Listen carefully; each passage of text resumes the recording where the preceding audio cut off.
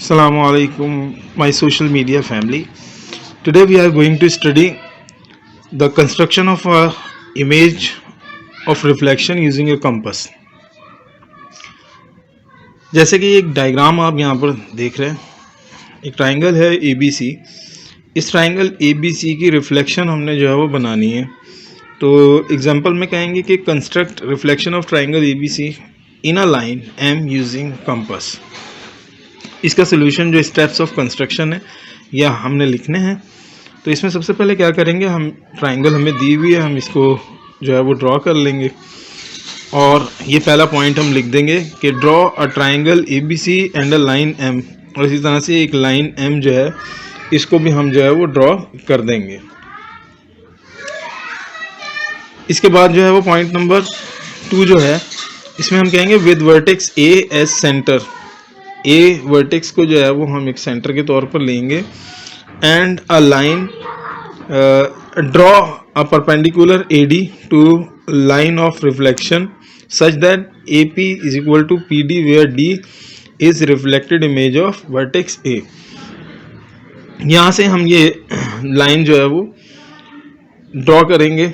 एक कंपास जो है वो इस तरह से हम रखेंगे, कंपास रखकर पेंसिल वाला हिस्सा जो है वो यहाँ होगा और जो उसकी नोक होगी वो यहाँ होगा और हम इस तरह से एक ये आर्क लगा देंगे। और फिर हम जो है यहाँ से जो आर्क लगाई है तो इस आर्क के इस जगह पर जो है वो हम पेंसिल की नोक जो है वो यहाँ रखेंगे और प्रकार यहाँ, और एक आर्क यहाँ लगाएंगे। इसी तरह से यहाँ रखकर एक आर्क हम इस तरह लगा देंगे और हम इस पॉइंट को इसके साथ मिलाते हुए वहाँ तक थोड़ा दूर तक जो है वो ले जाएंगे। इसको हम पॉइंट D का नाम देंगे। तो ये वर्टेक्स A का जो है रिफ्लेक्शन जो है वो वर्टेक्स D जो है वो बन जाएगा। इसी तरह से पॉइंट नंबर 3 है follow the same procedure for the other 2 vertices B and C। B और C के लिए भी यही करना है हम लोगों ने। यहाँ से जो है वो एक आर्क हम लगाएंगे, फिर यहाँ रखकर हम एक आर्क यहाँ लगाएंगे, यहाँ रखकर एक आर्क यहाँ लगाएंगे। इसी तरह C के लिए जो है वो हम करेंगे, एक आर्क जो है वो हम यहाँ लगाएंगे इस लाइन M के ऊपर ही, और यहाँ रखकर एक आर्क यहाँ लगाएंगे, यहाँ रखकर एक आर्क यहाँ लगाएंगे। और इसी तरह से पॉइंट B को E के साथ और C को F के साथ हम मिला देंगे and mark the reflected image as E and F respectively. तो जो काम मैं आपको बताया जा रहा हूँ ये इंग्लिश में हमने लिखना भी है, ये स्टेप्स ऑफ कंस्ट्रक्शन कहलाते हैं, तो ये ज़रूरी होते हैं। इसके बाद हम कहेंगे कि join vertices D, E and F, इनको हम मिला देंगे आपस में। The triangle DEF is the required reflection of triangle ABC। तो इस ट्राइंगल ABC की रिफ्लेक्टेड जो इमेज है वो है D, E और F। इसी तरीके से स्टूडेंट जो है किसी भी डायग्राम की रिफ्लेक्शन जो है वो बनाई जा सकती है। तो अब अगर यहाँ पर हम देखें तो एक जो है ये रेक्टेंगल है ABCD, इसकी हम जो है वो रिफ्लेक्टेड इमेज जो है वो दूसरी तरफ बनाएंगे। वो भी सेम यही प्रोसीजर होगा। लाइन M लेंगे हम, लाइन M को जो है वो इसी तरीके से जो है हम आर्क रखकर यहाँ लगाएंगे और एक पॉइंट हम यहाँ ले लेंगे, आर्क यहाँ लगाएंगे और इसी तरह से A के ऊपर रखकर आर्क एक यहाँ लगाएंगे, E पर रखकर आर्क यहाँ लगाएंगे। इन दोनों पॉइंट्स को आपस में मिला देंगे और फिर हमें जो है वो ये लाइन जो है वो हम ड्रॉ कर लेंगे और इन लाइंस को आपस में जो है वो मिलाएंगे। तो जो ये रोम्बस है, ये रोम्बस जो है, जो रोम्बस जो ABCD है और रोम्बस EFGH है, इनके दरमियान जो मिरर लाइन है या लाइन ऑफ रिफ्लेक्शन है वो जो है वो ड्रॉ हो सकती है। यानी इस एग्जांपल में हमने एक जो ट्राइंगल ABC थी और लाइन एम जो है वो हमें दी हुई थी। दूसरी तरफ हमने इसकी जो है वो रिफ्लेक्टेड इमेज बनाई थी। इसके अंदर जो है वो इसकी रिफ्लेक्टेड इमेज यहाँ पे मौजूद है। हमने लाइन जो इसकी मिरर लाइन है या लाइन ऑफ रिफ्लेक्शन है उसको ड्रॉ करना था। तो इसके जो है मिड पॉइंट हमने मालूम करके और इस तरह से इनको आपस में फिर जोड़ देना है, तो ये लाइन एम जो है वो हमारी बन जाएगी। ओके स्टूडेंट्स, अब हम जो रिव्यू एक्सरसाइज 7 है इसको देखते हैं। इसके अंदर जो है वो करेक्ट ऑप्शन आपने उनको जो है अंडरलाइन करना है। Angle A and B are, 4 option दिए हैं, डायग्राम ये दी हुई है। तो ये आपको अगर जो पढ़ा हुआ है, अगर आपने पिछली जो एक्सरसाइज हैं उनकी जो वीडियोस अगर आपने देखी हैं और काम को जो है वो मुकम्मल किया हुआ है, तो आपको पता होगा इसका ऑप्शन जो है वो आएगा वर्टिकली अपोजिट एंगल्स।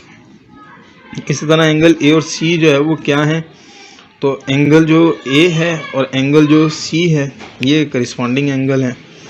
इसी तरह एंगल ए एंड बी, यहाँ पर क्या है, ए और बी जो है वो अगर यहाँ से यहाँ देखा जाए तो ये अगर ये बेस लाइन है तो ये हमारे सप्लीमेंट्री एंगल्स कहलाएंगे। यानी ऑप्शन ए इसका आंसर सही है। तो जो एमसीक्यूज या मल्टीपल चॉइस क्वेश्चंस होते हैं या चूज़ द बेस्ट आंसर होते हैं, मैथ के जो है होते हैं उनको जो है वो सॉल्व करना पड़ता है। ज्योमेट्री वाले जो है उनको सॉल्व करना होता है। इसी तरह से 4th वाले के अंदर पूछ रहा है कि what is the value of angle A. Angle A की वैल्यू क्या है, तो अगर ये बेस लाइन हुई तो ये ऑब्वियसली सप्लीमेंट्री एंगल है, तो ये 110 है, तो ये कितना होगा, तो 110 में से आप सिंपली जो है वो क्या करें कि 180 जो है वो 180 के अंदर से 110 जो है वो आप माइनस कर दें, क्योंकि सप्लीमेंट्री एंगल जो है वो 180 का होता है। तो ये 70 आंसर आ जाएगा, ये आपका करेक्ट आंसर है।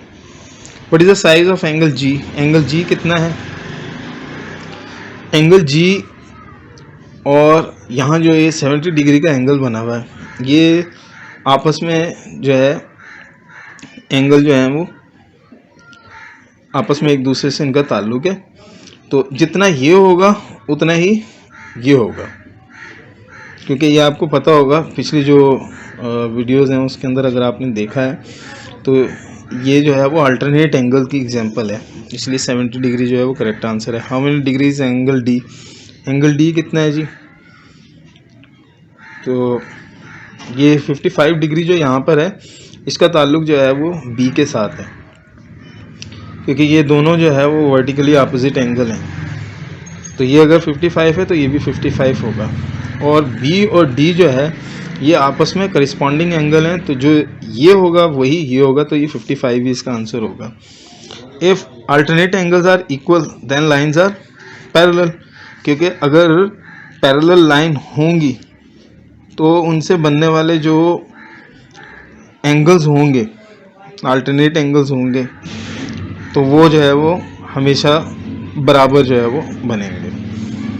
अगर नॉन पैरेलल होंगी तो वो बराबर नहीं हो सकते।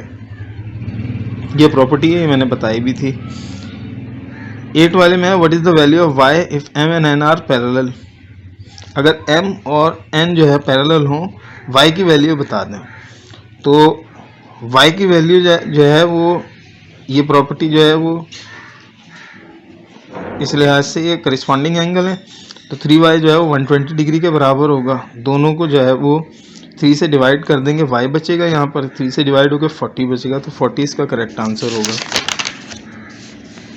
इसी तरह से ये कह रहा है कि 2 vertical angles are 3x - 3 and 36, यानी 2 जो है वो वर्टिकली अपोजिट एंगल्स हैं, वो इतने हैं। What is the value of x, x की वैल्यू जो है वो बता दें।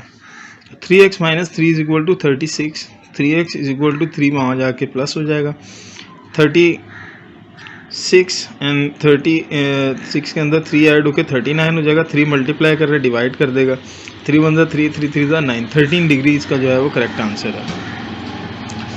पॉइंट नंबर जो 10 है, the number of lines of symmetry for a regular polygon is equal to number of sides. एक पॉलीगॉन जो होगा, यानी कि जो